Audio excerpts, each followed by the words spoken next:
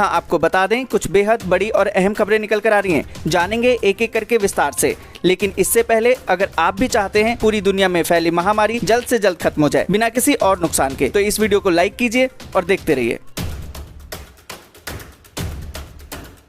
दोस्तों, खबरों का सिलसिला शुरू करने से पहले इस वीडियो के अंत तक जरूर बने रहिएगा, क्योंकि सरकार की तरफ से इस आपदा की घड़ी में कुछ बहुत बड़ी घोषणाएं की गई हैं, जो आम जनता को जानना बहुत जरूरी है। तो दोस्तों, बिना वक्त गंवाए बढ़ते हैं आज की पहली और बड़ी खबर की तरफ। दोस्तों, फटाफट जान लेते हैं महामारी के नए अपडेट्स को। अभी तक भारत में संक्रमित मरीजों की संख्या 2341 पहुँच गई है, जबकि इसमें से 177 मरीज ठीक होकर घर जा चुके हैं। जबकि दुख की बात यह है कि 68 मरीजों ने दम तोड़ दिया है। यही बात करें विश्व की तो 9,56,588 मरीज सामने आए हैं, जबकि 2,02,728 मरीज ठीक भी हो चुके हैं।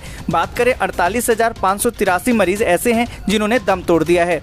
दोस्तों, जब तक आप इस वीडियो को देखेंगे तब तक हो सकता है ये आंकड़ा आगे भी बढ़ जाए। दोस्तों, बढ़ते हैं अगली बड़ी खबर की तरफ। अगली बड़ी खबर जो निकल कर आ रही है कि महामारी के संकट के बीच प्रधानमंत्री नरेंद्र मोदी आज यानी कि 3 अप्रैल को देशवासियों को सुबह 9 बजे साझा करेंगे वीडियो संदेश। जी दोस्तों, आपको बता दें कि प्रधानमंत्री नरेंद्र मोदी आज देशवासियों से सुबह 9 बजे बात करेंगे। पीएम मोदी का यह वीडियो संदेश होगा। इसके पहले पीएम मोदी ने 24 मार्च की शाम को देशवासियों से बात की थी और पूरे देश में 21 दिन के लॉकडाउन की घोषणा की थी। जी दोस्तों, आपको बता दें कि महामारी संकट के चलते पूरे देश में लॉकडाउन है और कई जगहों पर लापरवाही के चलते महामारी के मामलों में लगातार बढ़ोतरी हो रही है। जी दोस्तों, आपको बता दें कि भारत में महामारी के पहले पीड़ित के 2 महीने बाद संक्रमित लोगों की संख्या लगभग 2000 के पार पहुंच गई है। पिछले सप्ताह में 1000 महामारी पीड़ितों की संख्या पार करने वाला भारत दुनिया के 20 देशों में शामिल हो चुका है। संक्रमित लोगों की संख्या और संक्रमण दर को लेकर भारत की स्थिति अभी काबू में कही जा सकती है। सरकार भी इसे नियंत्रित सामुदायिक संक्रमण करार दे रही है। ये दोस्तों, आपको बता दें कि देश में चल रहे लॉकडाउन के बीच पीएम मोदी लगातार वीडियो कॉन्फ्रेंसिंग के जरिए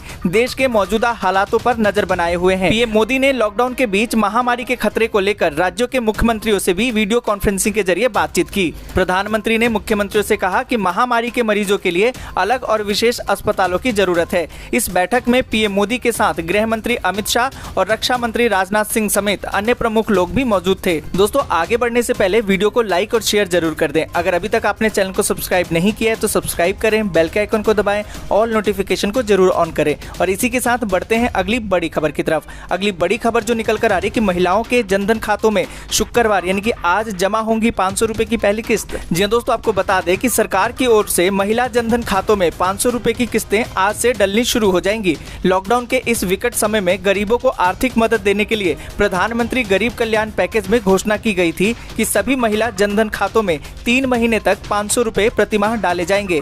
अब इस घोषणा के अनुसार 500 रुपए की पहली किस्त सभी महिला जनधन खाता लाभार्थियों को आज दे दी जाएगी। गौरतलब है कि सरकार ने महामारी को रोकने के लिए 25 मार्च से 21 दिन का लॉकडाउन लगाया हुआ है। जी दोस्तों, आपको बता दें कि सामाजिक दूरी को बनाए रखने और लाभार्थियों द्वारा राशि की निकासी को सुनिश्चित करने के लिए बैंक इस महीने ये रुपए बांटने के लिए एक शेड्यूल का अनुसरण करेंगे। यह शेड्यूल लाभार्थियों के बैंक अकाउंट के अंतिम नंबरों पर आधारित होगा।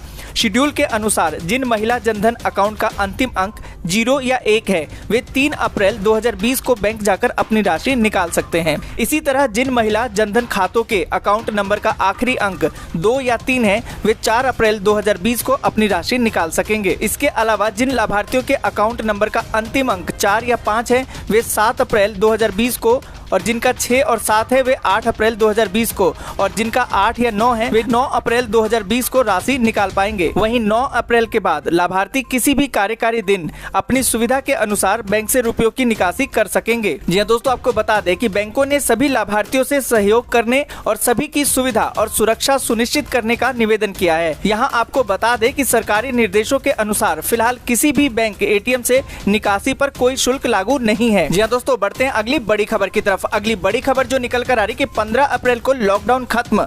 अरुणाचल के सीएम का ट्वीट, फिर बोले सॉरी नासमझी से हुई गलती। जी दोस्तों, आपको बता दें कि प्रधानमंत्री नरेंद्र मोदी ने वीडियो कॉन्फ्रेंसिंग के जरिए गुरुवार को सभी राज्यों के मुख्यमंत्रियों से बात की और उनसे महामारी संकट पर चर्चा की। वहीं पीएम मोदी से वार्ता के बाद अरुणाचल प्रदेश के मुख्यमंत्री पेमा खांडू ने ट्वीट करके दावा किया कि लॉकडाउन 15 अप्रैल को खत्म हो सकता है। हालांकि कुछ ही समय बाद उन्होंने अपना यह ट्वीट डिलीट कर दिया और इस पर सफाई भी दी। पेमा खांडू ने जो पहला ट्वीट किया था उसमें लिखा था कि लॉकडाउन 15 अप्रैल को पूरा हो जाएगा, लेकिन इसका मतलब ये नहीं होगा कि लोग सड़कों पर घूमने के लिए आजाद होंगे। जी दोस्तों, आपको बता दें कि महामारी के असर को कम करने के लिए हर किसी को जिम्मेदारी लेनी होगी और लॉकडाउन व सोशल डिस्टेंसिंग इससे लड़ने के ही उपाय हैं।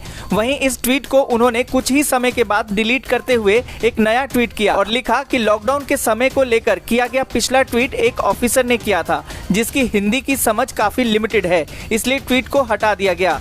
वहीं आज प्रधानमंत्री से बातचीत के दौरान कई राज्यों के मुख्यमंत्रियों ने अपनी अपनी दिक्कतों को गिनाया। इसमें कई मुख्यमंत्रियों ने राज्य की बकाया राशि को देने की अपील की, तो वहीं कुछ ने लॉकडाउन कब खत्म होगा उसकी तारीख भी पूछी। जी दोस्तों, बढ़ते हैं अगली बड़ी खबर की तरफ। अगली बड़ी खबर जो निकल कर आ रही कि लॉकडाउन के बाद भी जारी रहेगी पाबंदी, पीएम मोदी ने दिए संकेत। जी दोस्तों, आपको बता दें कि महामारी से निपटने के लिए प्रधानमंत्री मोदी ने वीरवार को मुख्यमंत्रियों से वीडियो कॉन्फ्रेंसिंग के जरिए संवाद किया, जिसमें कई मुद्दों पर चर्चा हुई। इस दौरान पीएम ने इशारा किया कि 15 अप्रैल को लॉकडाउन खत्म होगा, लेकिन पाबंदी जारी रहेगी। जी हां दोस्तों, आपको बता दें कि मुख्यमंत्रियों के साथ चर्चा के दौरान पीएम नरेंद्र मोदी की चिंता लॉकडाउन को लेकर दिखी। उन्होंने हर राज्यों के मुख्यमंत्रियों से लॉकडाउन का कड़ाई से पालन कराने की अपील की। साथ ही कहा कि लोगों को जरूरी सामान भी मुहैया कराए जाए ताकि किसी को दिक्कत न आए। उन्होंने कहा कि इस संकट की घड़ी में केंद्र और राज्य सरकारों के बेहतरीन समन्वय की जरूरत है। केंद्र सरकार हर राज्य के साथ खड़ी है और उन्हें जरूरी मदद उपलब्ध कराई जाएगी। दोस्तों, अभी आगे बहुत जरूरी खबरें और सूचनाएं बाकी हैं, जिसका सीधा असर आपकी जिंदगी पर पड़ता है, इसलिए इस वीडियो को अंत तक जरूर देखें। और इसी के साथ बढ़ते हैं अगली बड़ी खबर की तरफ। अगली बड़ी खबर जो निकल कर आ रही कि भारत में एक सप्ताह में दुगने हुए मरीज, WHO बोला भारत से सीख ले दुनिया। जी दोस्तों, आपको बता दें कि महामारी का मुकाबला करते हुए पूरी दुनिया चौथे महीने में प्रवेश कर रही है। इस दौरान तमाम प्रयास और एहतियातों के बावजूद महामारी का वैश्विक फैलाव लगातार तेज हो रहा है। विश्व स्वास्थ्य संगठन यानी कि WHO ने इसे लेकर गहरी चिंता व्यक्त की है। WHO के महानिदेशक टेड्रोस ने कहा कि संक्रमण के इस दौर में जरूरतमंदों तक भोजन व अन्य आवश्यक सेवाएं पहुंचाना बेहद आवश्यक है। इसके साथ ही उन्होंने भारत सरकार के प्रयासों की सराहना करते हुए दुनिया को इससे सीख लेने की सलाह दी। WHO से पहले पाकिस्तान के कुछ नेताओं और UN द्वारा भी भारत के प्रयासों की सराहना की जा चुकी है। यह दोस्तों, आपको बता दें कि WHO के महानिदेशक टेड्रोस ने भारत सरकार के प्रयासों की सराहना करते हुए उस योजना का जिक्र किया जिसमें जरूरतमंदों के भोजन व अन्य आवश्यक सेवाओं के लिए $24 अरब यानी कि 1827 अरब रुपए के राहत पैकेज की घोषणा की गई थी। इसके साथ ही उन्होंने कहा कि महामारी से निपटने के लिए कई देशों में लोगों को घरों से निकलने से रोका जा रहा है। इसके लिए कहीं लॉकडाउन तो कहीं कर्फ्यू लगाया गया है, लेकिन आर्थिक रूप से कमजोर तबके पर इसके दुष्परिणाम भी देखने को मिल रहे हैं। ऐसे में दुनिया के अन्य देशों को भारत से सीख लेते हुए जरूरतमंदों तक भोजन व उनकी जरूरत की चीजों की पहुंच सुनिश्चित करनी चाहिए। जी दोस्तों, बढ़ते हैं अगली बड़ी खबर की तरफ। अगली बड़ी खबर जो निकल कर आ रही कि लॉकडाउन नहीं होता तो करीबन 3 लाख लोग हो सकते थे संक्रमित। वैज्ञानिक बोले संक्रमण रोकने में मिल रही है मदद। जी दोस्तों, आपको बता दें कि देश में घोषित 21 दिनों के लॉकडाउन से भले ही आम लोगों को कुछ दिक्कतों का सामना करना पड़ रहा है, लेकिन महामारी को हराने के लिए सबसे ज्यादा अहम है कि हम अपने घरों में ही बने रहें। वैज्ञानिकों ने भी माना है कि लॉकडाउन से संक्रमण को रोकने में मदद मिल रही है। एक शोध के मुताबिक लॉकडाउन के 20वें दिन तक महामारी से संभावित मामलों में 83% तक कमी आ सकती है। यूपी के शिव नादर विश्वविद्यालय के इस अध्ययन से इस महामारी से लड़ने को लेकर उम्मीद जगी है। जी हाँ दोस्तों, आपको बता दें कि अध्ययन के मुताबिक बंद की वजह से संदिग्ध लक्षण वाले लोगों को 1 या 2 दिन में ही अलग किया जा रहा है। अध्ययन में यह बात सामने आई है कि अगर लॉकडाउन नहीं होता तो संक्रमित लोगों की संख्या 2,70,360 तक पहुंच जाती और 5,407 लोग दम तोड़ देते। जी दोस्तों, बढ़ते हैं अगली बड़ी खबर की तरफ। अगली बड़ी खबर जो निकल कर आ रही कि लॉकडाउन के दौरान अगर कोई बाधा पहुंचाई तो जेल की सजा के साथ देना होगा भारी जुर्माना। जी दोस्तों, आपको बता दें कि केंद्रीय गृह सचिव अजय भल्ला ने सभी राज्यों के मुख्य सचिवों को पत्र लिखकर लॉकडाउन के उपायों के उल्लंघन पर सख्त कार्रवाई करने को कहा। पत्र में कहा गया कि डीएम अधिनियम और IPC के तहत दंडात्मक प्रावधानों को व्यापक रूप से परिचालित किया जाए। लॉकडाउन के उल्लंघन के लिए कानून प्रवर्तन अधिकारी डीएम अधिनियम और आईपीसी के प्रावधानों के तहत कार्रवाई कर सकेंगे। इसमें जेल की सजा और भारी जुर्माने का प्रावधान किया गया है। यह दोस्तों आपको बता दें कि बिना किसी कारण के अगर कोई व्यक्ति किसी अधिकारी जो केंद्र या राज्य द्वारा तैनात किया गया हो कि कामकाज में बाधा डालता है या उसका कहना नहीं मानता है तो उसे 1 साल की सजा या जुर्माना या दोनों हो सकते हैं। यदि उस व्यक्ति की गलती के चलते दूसरे लोगों की जान खतरे में पड़ती है तो उस हालत में वह सजा 2 साल तक बढ़ाई जा सकती है। जी दोस्तों आपको बता दें कि महामारी की दवा बनाने या उसका इलाज करने का फर्जी दावा करने वालों को कठोर कार्रवाई की जाएगी। इस मामले में 2 साल तक की सजा और जुर्माना हो सकता है। जी दोस्तों आपको बता दें कि महामारी के अभियान में अगर कोई कर्मचारी जानबूझकर सरकारी फंड का दुरुपयोग करता है या किसी दूसरे व्यक्ति से कराता है तो उसे सजा मिलेगी। इसमें भी 2 साल की कैद और जुर्माने का प्रावधान किया गया है। कोई व्यक्ति महामारी के लॉकडाउन में बिना किसी कारण के चेतावनी जारी कर लोगों में भय का माहौल पैदा कर देता है तो पकड़े जाने पर उसे 1 साल की सजा और जुर्माना भरना होगा। यह भी प्रावधान किया गया है कि उपरोक्त दिए गए नियमों को अगर कोई सरकारी विभाग तोड़ता है तो उसका जिम्मेदार संबंधित विभागाध्यक्ष माना जाएगा। उसके खिलाफ तब तक कार्रवाई जारी रहेगी जब तक कि यह साबित न हो कि ये काम उसकी जानकारी के बिना हुआ है। इसलिए दोस्तों आपसे एक अनुरोध है कि आप इस लॉकडाउन का पालन करें और अपने आप को और अपने परिवार को बचाने के लिए घर में ही रहें। जी दोस्तों बढ़ते अगली बड़ी खबर की तरफ। अगली बड़ी खबर जो निकल कर आ रही कि चीन से बड़ा काम कर रहा है भारत। रेल के डिब्बों में बनेंगे 3.2 लाख आइसोलेशन बेड। जी दोस्तों आपको बता दें कि चीन ने महामारी के मरीजों की बढ़ती संख्या को देखकर 15 दिन के अंदर 1000 बेड का अस्पताल तैयार कर लिया था। चीन की फुर्ती देखकर हर कोई दंग रह गया था। वहीं अब भारत ने उससे भी बड़े स्तर की तैयारियां शुरू कर दी हैं। भारत ने इस महामारी से लड़ने के लिए रेलवे के कोचों को आइसोलेशन वार्ड में बदला जा रहा है, जिसमें 3.2 लाख से ज्यादा बेड की व्यवस्था होगी। इस काम में कितना समय लगेगा इसके बारे में कोई साफ जानकारी नहीं है, लेकिन यह भारत का सबसे बड़ा काम होगा। रेलवे 20,000 कोचों को आइसोलेशन वार्ड में तब्दील करेगा और कोचों को मिलाकर 3.2 लाख से ज्यादा बेडों की व्यवस्था की जाएगी। जी हाँ दोस्तों आपको बता दें कि रेलवे कोचों को आइसोलेशन में बदलने से पहले सशस्त्र बल मेडिकल सेवा, कई जोन के मेडिकल विभाग, आयुष्मान भारत और स्वास्थ्य मंत्रालय से सलाह ली गई है। रेलवे ने जानकारी देते हुए कहा कि सबसे पहले 5,000 कोचों को आइसोलेशन में बदला जाएगा, जिससे कि 80,000 बेड तैयार होंगे। आपको बता दें कि इससे पहले गुजरात में सिर्फ 6 दिन में 2200 बेड के हॉस्पिटल बनाए गए थे। ये हॉस्पिटल अहमदाबाद, राजकोट, सूरत और बड़ोदरा में बने थे। वहीं उड़ीसा में भी 1000 बेड वाला अस्पताल बन रहा है। यह देश का सबसे बड़ा 1000 बेड वाला अस्पताल होगा। ये दोस्तों बढ़ते हैं अगली बड़ी खबर की तरफ। अगली बड़ी खबर जो निकल कर आ रही कि किसानों के लिए सबसे बड़ी मुसीबत बना लॉकडाउन। फसल तैयार है लेकिन काटने के लिए मजदूर नहीं। जी दोस्तों आपको बता दें कि तमाम एक्सपर्ट का मानना है कि महामारी के कारण पूरी दुनिया को बड़ा आर्थिक नुकसान होने वाला है। महामारी के कारण हुए लॉकडाउन की वजह से देश दुनिया को आर्थिक मंदी का भी सामना करना पड़ सकता है। महामारी का गंभीर परिणाम देश के किसानों को भी भुगतना पड़ सकता है। गाँव की हालत ऐसी हो गई है कि ग्वाला लोगों से दूध नहीं खरीद रहा, क्योंकि मिठाई की दुकानें बंद होने से दूध की सप्लाई नहीं हो पा रही है।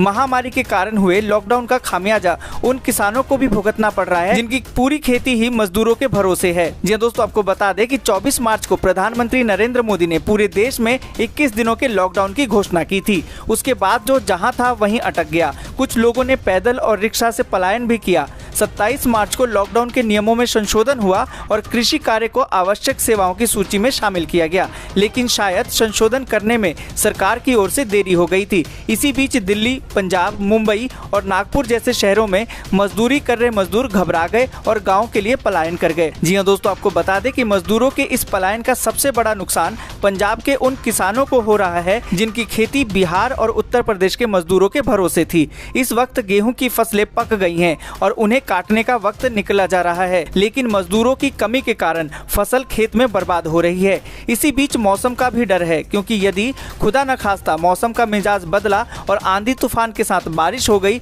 और ओले गिर गए तो किसानों पर आफत का पहाड़ टूट जाएगा। ये दोस्तों बढ़ते हैं अगली बड़ी खबर की तरफ। अगली बड़ी खबर जो निकल कर आ रही कि लॉकडाउन के बीच दिल्ली में बढ़ाई गई सुरक्षा, 10,000 जवानों की तैनाती की गई। ये दोस्तों आपको बता दें कि महामारी के मद्देनजर केंद्र सरकार ने राजधानी में सुरक्षा को और मजबूत कर दिया दिया है।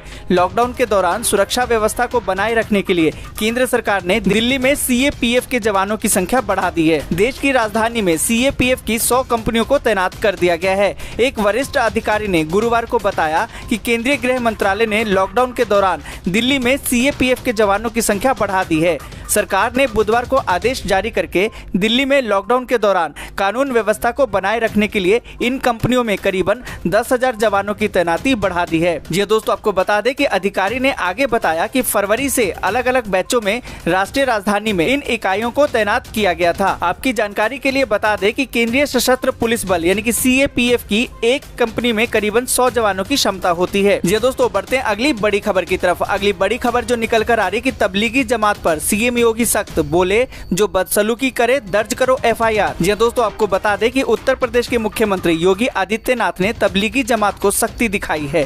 योगी ने कहा है कि यूपी में 200 से अधिक विदेशी नागरिकों के पासपोर्ट जब्त की कार्रवाई को आगे भी जारी रखा जाए। उन्होंने कहा कि जो बदसलूकी करे उनके खिलाफ एफआईआर दर्ज करें। जी दोस्तों, आपको बता दें कि सीएम ने कहा कि तबलीगी जमात से लौटे हर व्यक्ति को हर हाल में ढूंढ निकाला जाए, उसकी पूरी निगरानी हो। जो विदेशी हैं उनके पासपोर्ट जब्त किए जाएं। अगर कानून तोड़ा है तो एनडीआरएफ एक्ट के तहत कार्रवाई हो। जिन्होंने छुपाया है या अवैध ढंग से शरण दी है उसके खिलाफ भी मुकदमा दर्ज करके सख्त कार्रवाई की जाए। जी दोस्तों, आपको बता दें कि सीएम ने कहा कि तबलीगी जमात से जुड़े जिन लोगों को क्वारंटाइन किया गया है उनकी सख्ती से निगरानी की जाए। साथ ही यदि वे पुलिस कर्मियों या स्वास्थ्य कर्मियों के साथ सहयोग नहीं करते हैं और बदसलूकी करते हैं तो उनके खिलाफ सख्त कानूनी कार्रवाई की जाए। उन्होंने कहा कि तबलीगी जमात की गलतियों का खामियाजा पुलिस कर्मियों, स्वास्थ्य कर्मियों और प्रदेश वासियों को नहीं भुगतने देंगे। जी हाँ दोस्तों, आज के लिए बस इतना ही। वीडियो को लाइक और शेयर जरूर कर दें। अगर अभी तक आपने चैनल को सब्सक्राइब नहीं किया है तो सब्सक्राइब करें, बेल के आइकन को दबाएं, ऑल नोटिफिकेशन को जरूर ऑन करें।